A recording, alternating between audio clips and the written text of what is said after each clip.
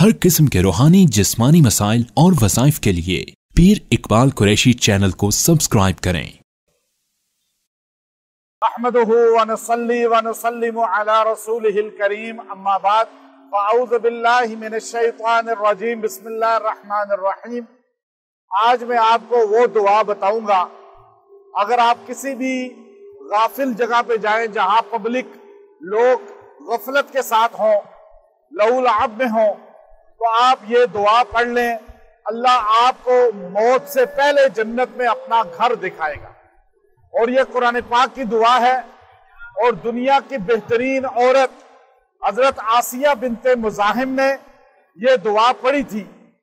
और आज मैं मलेशिया के ये जजीरा है और समंदर का सफर है, यहाँ पर मैं आपको ये बेहतरीन कुरानी दुआ बता रहा हूँ।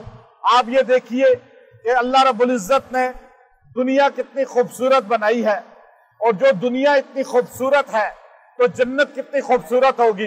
और अगर मौत से पहले हमें अल्लाह जन्नत का महल दिखा दे, जन्नत की रानाई दिखा दे, और ये खूबसूरती यहाँ पर इतनी है, ये समंदर, ये जंगल, ये पहाड़ इतने खूबसूरत हैं, तो अल्लाह का घर जन्नत, अल्लाह का मेहमान खाना जन्नत कितना हसीन होगा।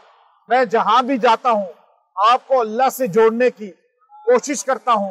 ये सबक होता है जिसकी वजह से हमें भी अल्लाह याद रहता है और हमें भी ऐसी जगह पे अल्लाह की जात का तारुफ कराने की सआदत मिल जाती है। मैं यहाँ पर चूंकि पहले भी बहुत मर्तबा आया हूँ और मुख्तलिफ जगहों पे जाता हूँ, आपको ये दुआ इसलिए बता रहा हूँ कि नबी सल्लल्लाहु अलैहि वसल्लम ने फरमाया, हदीस पाक है कि जो इंसान अल्लाह की जिक्र को गाफलीन की जगह पे करता है, जहां लोग अल्लाह को याद नहीं करते। ये आप देखिए, ये दरख्त हैं, ये फॉरेस्ट है, जंगल है, अब ये जजीरा है छोटा सा, और ये चारों तरफ आप देखिए कितना खूबसूरत जजीरा है। और आप यहाँ जहां लोग खेल तमाशे के लिए आते हैं, लहू लअब के लिए आते हैं, जहां पे एंजॉय करते हैं, आवारा गर्दियां करते हैं, ऐसी जगहों पे, वहां आप जब ये दुआ पढ़ेंगे, हदीस है नबी अलैहिस्सलाम की, जहां लोग गाफिल हों, अल्लाह का जिक्र ना करें, वहां जो बंदा अल्लाह का जिक्र करेगा, अल्लाह मौत से पहले उसे जन्नत का घर दिखा देगा। अब आप देखिए, ये नबी अलैहिस्सलाम की दुआ है।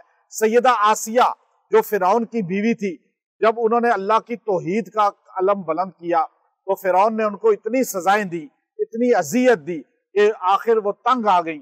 लेकिन उन्होंने एक दुआ की जो सूरह तहरीम की लास्ट में आयत नंबर 11 है, उसमें उन्होंने फरमाया, ये दुआ की, रब्बिब्नि ली इंदका बैतन फिल जन्ना, रब्बिब्नि ली इंदका बैतन फिल जन्ना।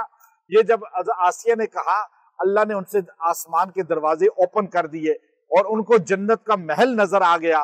फिर उनकी मौत बहुत आसानी से हो गई और उन्हें तकलीफ खत्म हो गई। आप दुनिया में परेशानियों में आ चुके हैं, अजियत में आ चुके हैं, आप मौत से पहले अगर अपनी खुशियां देखना चाहते हैं या जन्नत का महल देखना चाहते हैं, दोनों मानी है इसके।